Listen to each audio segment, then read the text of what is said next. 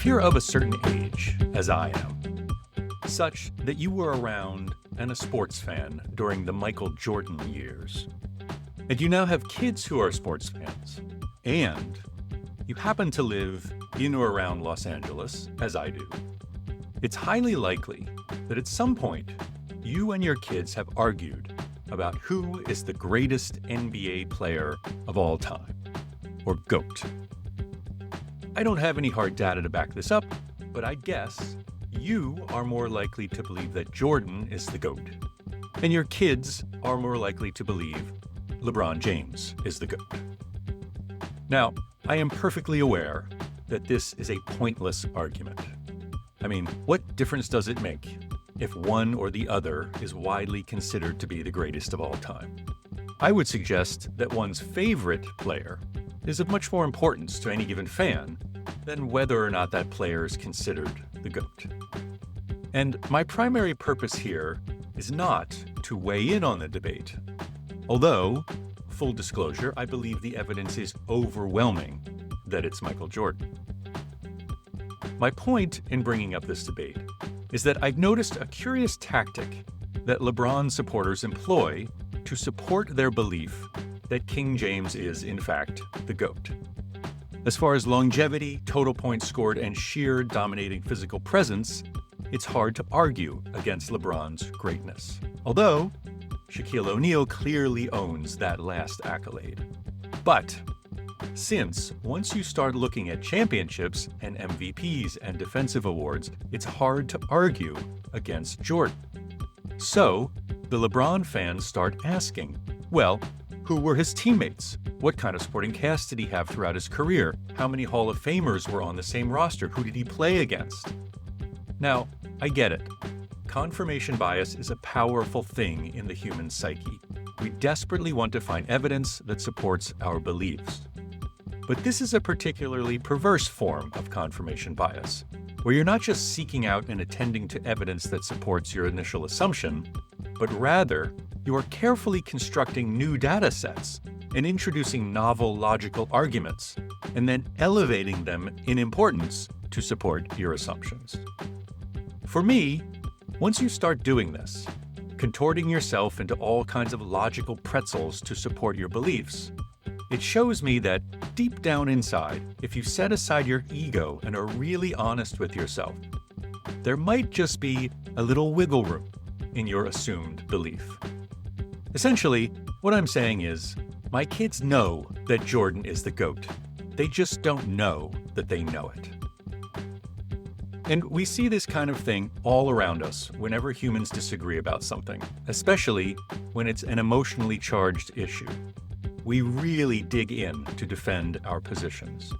And then, when our positions are challenged in a way that we can't really reconcile with our belief, we start working backward and looking for new ways to support our belief. So, if LeBron is the GOAT, but Jordan has more championships, more finals MVPs, more season MVPs, more all-defense awards, and way more scoring titles, then I better start figuring out some creative ways to define the GOAT to make it make sense. Essentially, what I'm talking about here is assuming your belief to be true and then working backward to figure out why. And man, does this lead to some serious gaslighting within the realms of politics, economics, and international relations. After all, your assumption creates a certain reality, and your post hoc rationalization conveniently proves that reality to be the true reality. So, on this episode, I want to talk a little bit about some major instances of this kind of backward pretzel logic, so that hopefully you can get better at recognizing it and figuring out if the person espousing a certain belief is making a good faith argument, or if they are, to quote John Kenneth Galbraith, engaged in man's oldest exercise in moral philosophy. That is, the search for a superior moral justification for selfishness. Stay tuned.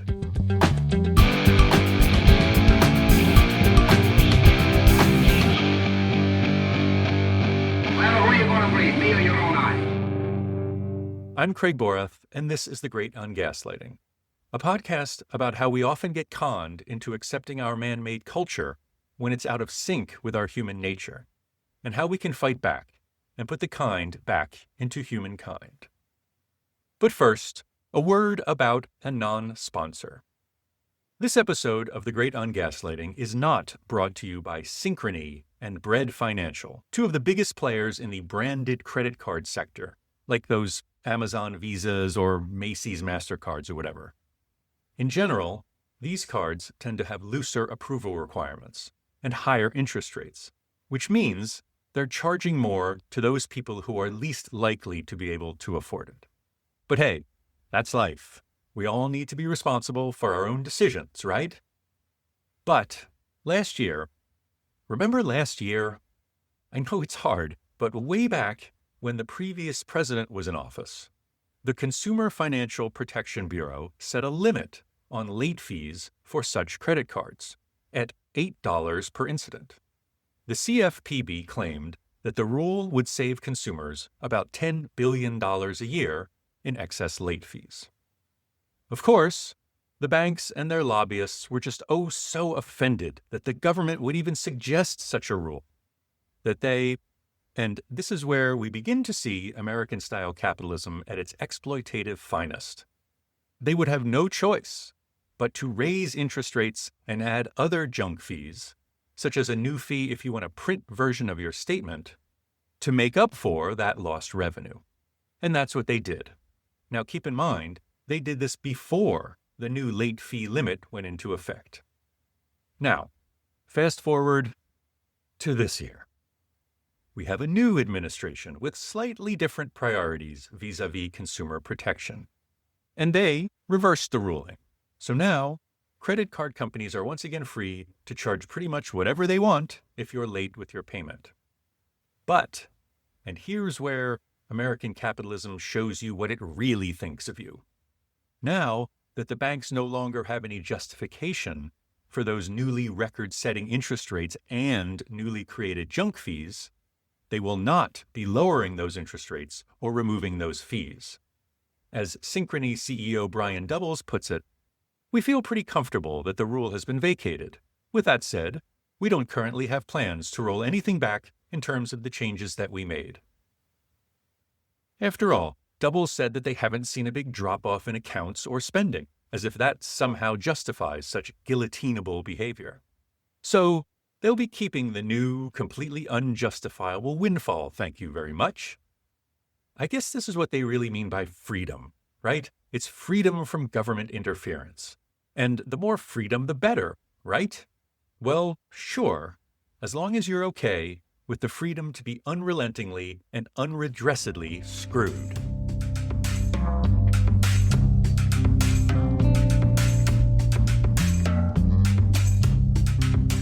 And we're back. A friend of mine recently sent me a video clip of astrophysicist Neil deGrasse Tyson in conversation with longtime Murdoch bottom Piers Morgan, in which the latter says that he believes in God because there are just things that humans can't understand, such as what there was before the Big Bang. So therefore, there must have been an all-knowing and all-powerful creator to account for the unexplained. This is what is sometimes derogatorily known as the God of the Gaps argument, and deGrasse Tyson has a great response to this argument. He recalls, from memory of course, a quote from 2nd century astronomer Claudius Ptolemy, who said, "When I trace at my pleasure the windings to and fro of the heavenly bodies, I no longer touch earth with my feet. I stand in the presence of Zeus himself and take my fill of ambrosia." So, back then, we didn't understand the movements of the planets, so it was explained by God. Zeus, in this case, which is a whole other argument about whether a god or the god exists or has ever existed. But now, we know why the planets move the way they do. So, as deGrasse Tyson elegantly shows, that gap that is filled by God is getting smaller and smaller. Or as he calls it, God is an ever-receding pocket of scientific ignorance.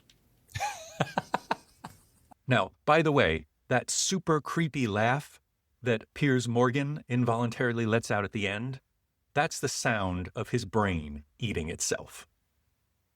I can't imagine any religious believer wanting to support an argument that logically demands that the power of God as a revelatory force is ever diminishing. And, of course, if you carry that argument out far enough into the future, the God of the gaps will very likely not exist at some point.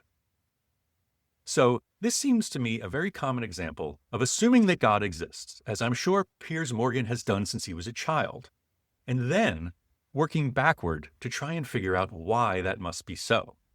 And in this case, the logic that Piers Morgan employs is very easily swatted away by Neil deGrasse Tyson. Now, as I've often said, I have no problem at all with anyone believing in God or gods or whatever you want to believe.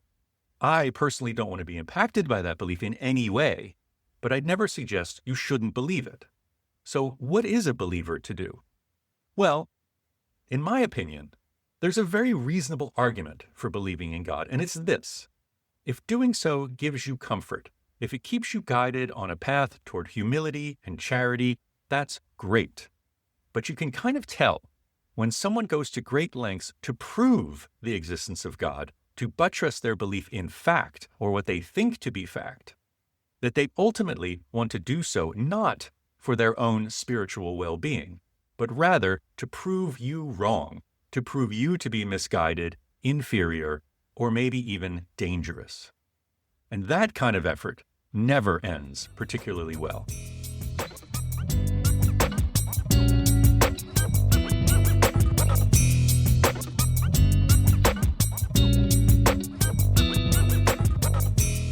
So, let's jump from one religious topic to another, namely, the economic belief in the invisible hand of the free market.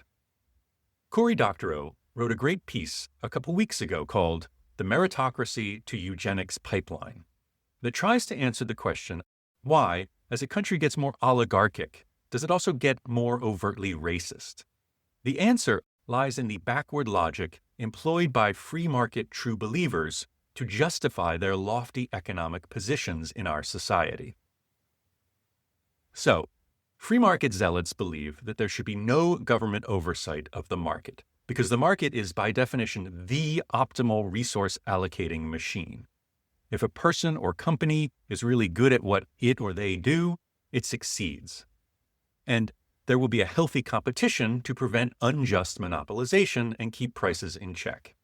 The market, left alone, will always be best at maintaining this harmonious balance, except, of course, when it fails miserably.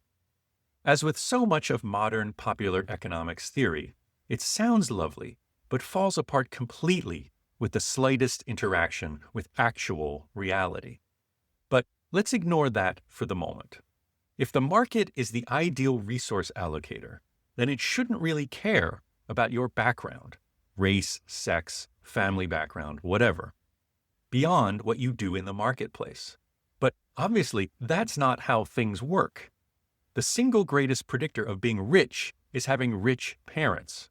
As Doctorow notes, every billionaire on the Forbes under 30 list inherited their wealth. So, an honest person would look at this and say, hey, that's not a free market either. That's rich people influencing the market to benefit their children. In other words, government interference bad, rich person interference good.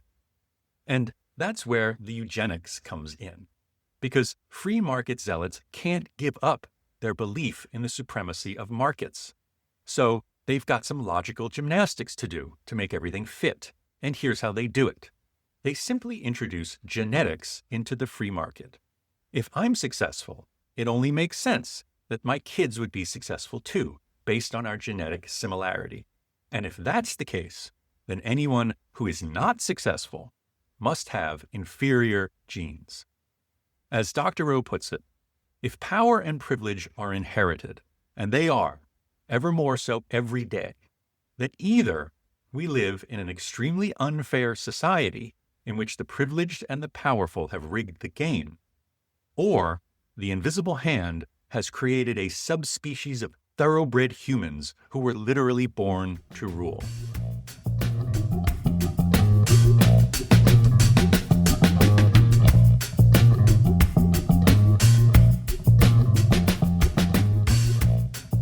Speaking of thoroughbred human subspecies, literally born to rule, Elon Musk. I, for one, have never been particularly impressed with his intellect. But when it comes to rationalizing obscene personal wealth, power, and a complete and transparent disdain for pretty much the entirety of humanity, he's definitely genius level. And his primary tool for rationalizing his generationally awful behavior lies in his stated belief in long-termerism. As I mentioned in a previous episode, long-termerism is an extension of effective altruism, which argues that we should all be doing the most possible good for the largest number of people. Sounds great, although effective altruism's most well-known boosters have a nasty habit of enriching themselves and, when all the costs and benefits are balanced out, not actually helping all that many people. But for the sake of argument, let's say you actually want to help as many people as possible. Long-termerism says you can't just look at human beings living today. You have to take into account the endless future generations that you could save by preventing humanity's extinction. And if you assume we humans are doomed to drive ourselves to extinction here on Earth, to save the lives of countless billions of future humans, you'd want to find a way to move humans off of Earth. Thus, occupy Mars. So, it's pretty clear that long before the terms long-termerism and occupy Mars entered his lexicon, Elon Musk didn't really care all that much for the slightly more than 8 billion of us humans currently inhabiting this third rock from the sun. And the more powerful he got, the less he cared. This is in line with a well-established phenomenon whereby the brains of powerful people look a whole lot like the brains of psychopaths. Fortunately for Musk, the idea of long-termerism came along and provided a fabulous excuse for not giving a crap about other people. Not only does it let you excuse away a pathological disdain for other people, but it allows you to pretend you're actually a really deep thinker and that you actually care about other people more than everyone else because you're trying to save the lives of those untold billions of distant future humans who would otherwise be lost if Earth is destroyed while humans haven't yet colonized other planets. So, as Elon will definitely tell you ad nauseum, our sun will eventually expand enough to swallow up the Earth. He says it will happen in about 450 million years, even though the general scientific consensus is way longer than that, like around 6 billion years. I assume he just made up that number so he could say things like, Earth only has 10% of its lifespan left. Wow, that sounds ominous. Of course, even if that were true, and it isn't, that 10% would be 450 million years. But let's not nitpick. Someday, in the future, the Earth will most likely be destroyed by the sun. Pretty much an accepted fact. Of course, we humans are doing things right now that will make it more and more difficult for us to survive on this planet in the much, much shorter term. Whether you choose to believe this or not, it is supported by mountains of legitimate scientific evidence. So, one way or another, at some point, no more humans on Earth. Now, I'd think that a non-psychopath would look at those facts and say, well, we should do everything we can to make sure humans can survive and thrive on Earth for as long as possible. But someone like Musk, who, let me remind you, has never cared much for the rest of our current living fellow humans, thinks, well, we're screwed here, so let's just write off everyone on Earth now, and I'll magnanimously volunteer to be the seed bank for a new colony of humans on Mars. Now, someone who doesn't think this through for at least 5 seconds or so might think, wow, what a forward-thinking genius. He wants to save our species and is actually doing things to make it happen. While, of course, getting obscenely rich in the process, which I'm sure is just a coincidence. The problem with that argument, and it's a big problem, is that Mars ain't all that much further from the sun than Earth is. So, if Earth is going to be destroyed in, let's say he's right, 450 million years, Mars is a goner not too long after that. Suddenly, Occupy Mars seems less like an ambitious, beneficent endeavor to save our species and more like just another con to make a buck, or a few $100 billion. Either that, or it's just the ravings of megalomaniacal psychopaths intent on hastening Earth's destruction for personal gain. And if that's the case, it kind of feels like an espoused belief in long-termerism is less a lofty goal with humanity's best interest in mind, and more likely a symptom of psychopathy that should be included in the next version of the American Psychiatric Association's Diagnostic and Statistical Manual of Mental Disorders. And it definitely sounds like just the latest superior moral justification for selfishness. So, what's the big takeaway from this episode? Well, believe it or not, I think it's that this kind of post hoc rationalization, particularly when it comes to justification of species-threatening selfishness, is not an indication that we humans are inherently evil, but rather that we are inherently good. And I know that sounds weird, but here's why I think it's true. If humans were inherently selfish, greedy, evil assholes, we wouldn't bother to come up with these kinds of rationalizations for hurting other people. We'd just do it, collect the spoils, and move on. But because way deep down inside, we know what we're doing is wrong, even though we might never feel it consciously, we need to justify our behavior in some way. We have to find a way to make it feel right, because it goes against our true good nature. Now, of course, I may just be rationalizing shitty behavior to help myself sleep at night, but I don't think I am.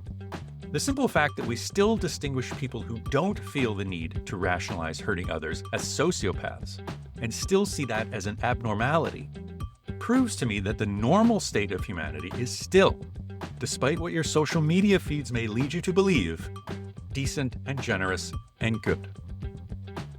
Well, that's it for this episode of The Great Ungaslighting. If you found it interesting, please forward it along to any and all of your friends who might also appreciate it.